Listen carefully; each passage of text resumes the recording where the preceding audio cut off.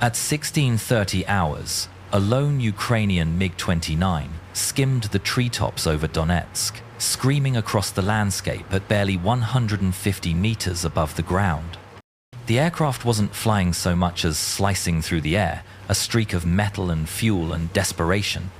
The pilot had spent the last 20 minutes hugging the Dnipro River Valley, using its winding, uneven terrain as his only shield. For now, the hills masked him from Russian radar. But that protection was fading with every second, and he knew it.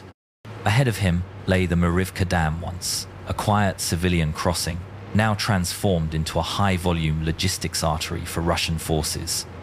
Supply trucks, fuel carriers, armored transports, all moving across a temporary highway built over the dam using Ukrainian civilians as drivers.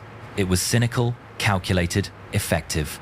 And because of that, the Ukrainian strike had to happen now, while the shift changed and the bridge was momentarily clear. Otherwise, there would be civilian casualties.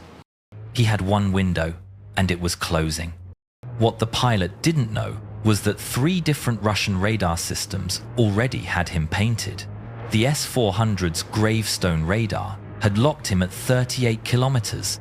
To the south, a Tor M2 was tracking, and farther east, a Buk M3 was warming up, its fire control software calculating probabilities and intercept paths. It was enough overlapping coverage to turn any aircraft into aluminum confetti. He didn't see them, but he could feel them. The MiG's SPO-15 threat receiver pulsed steadily in his headset. Slow, lazy beeps, search radar. Nothing to panic about yet, but he counted the timing like a man counting seconds before a lightning strike. Slow beeps meant the radar was searching. Faster meant it was tracking. A solid tone meant the missile was already in the air. Right now, he was hearing something in between. Not relaxed, not lethal, a warning shot across his nerves. He checked his fuel, 2,400 kilograms remaining. Enough for 18 minutes over the target area if he didn't touch the afterburners. But war wasn't flown on neat calculations. Every evasive maneuver would burn more fuel. Every burst of thrust meant minutes shaved off his return window. If he survived the mission, he might still run out of fuel on the way home. He pushed the throttles forward, accelerating to 880 kilometers per hour. Every second he gained now was a second less spent in the kill zone later. The terrain flashed beneath him at 236 meters per second. Power lines appeared and vanished in an instant, too fast to consciously process. He was flying on instinct, muscle memory, and whatever parts of his brain weren't occupied with thoughts of survival. He had 8 minutes before the river valley opened into flat farmland, a wide, empty shooting gallery.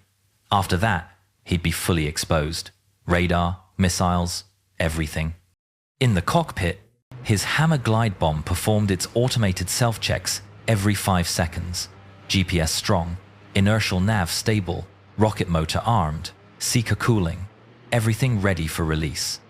But the bomb needed altitude to reach its maximum range. At 150 meters, it was just a very expensive weight. That problem would have to wait. As 1638 approached, the hills fell away.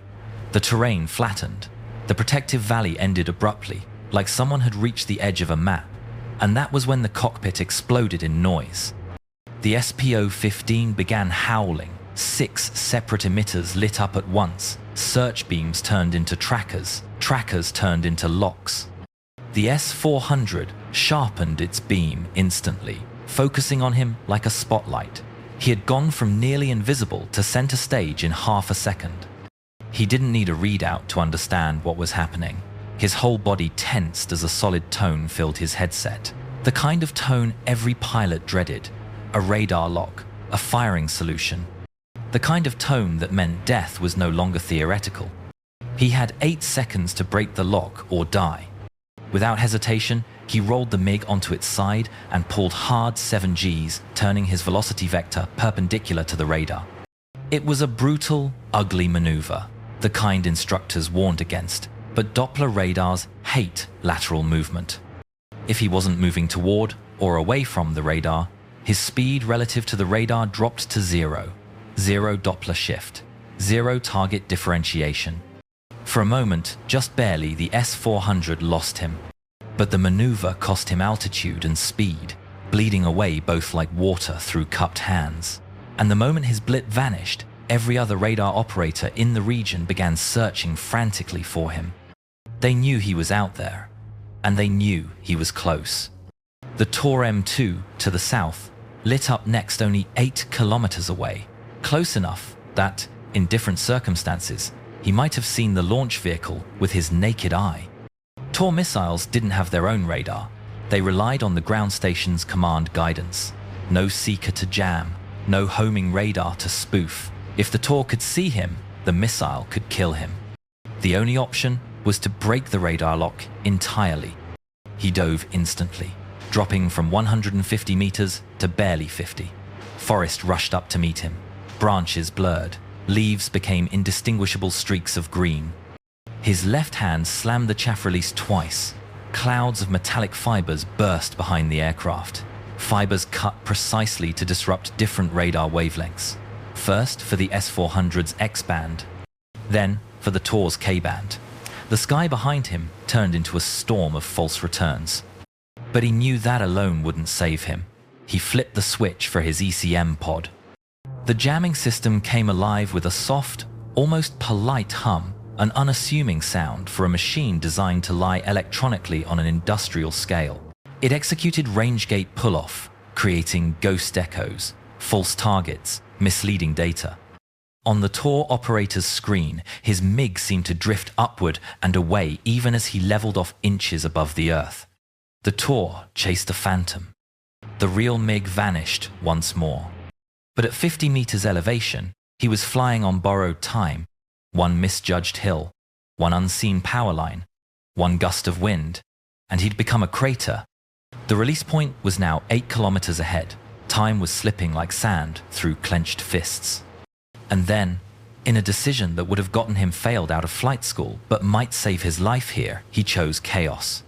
He lit the afterburners and pulled straight up. Suddenly, the quiet, skimming aircraft turned into a blazing vertical beacon. Flames roared 6 meters behind him. His climb rate hit 330 meters per second. Every radar in eastern Ukraine locked onto him simultaneously. He had just become the brightest object in the sky. Inside the Russian command vehicles, operators scrambled, fingers flying across consoles. The S-400 calculated new trajectories. The Buk M3 matched. Fire control radars screamed updates. For a moment, everything was noise, overlapping alarms, confused sensor data, and a target climbing like its pilot had lost his mind. In 18 seconds, he shot from 50 meters to 5,000. His body took 4 Gs of vertical force. His chest felt like it had a concrete slab on top of it. His vision tunneled. His flight suit squeezed his legs and abdomen like a vice to keep the blood from draining out of his brain. He flirted with blackout, but the altitude was worth it.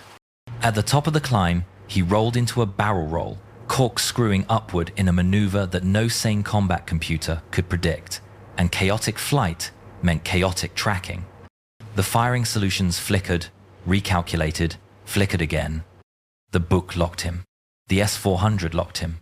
The Tor, still fooled by the ECM, kept tracking its ghost. His RWR didn't even try to distinguish between threats anymore. It just screamed.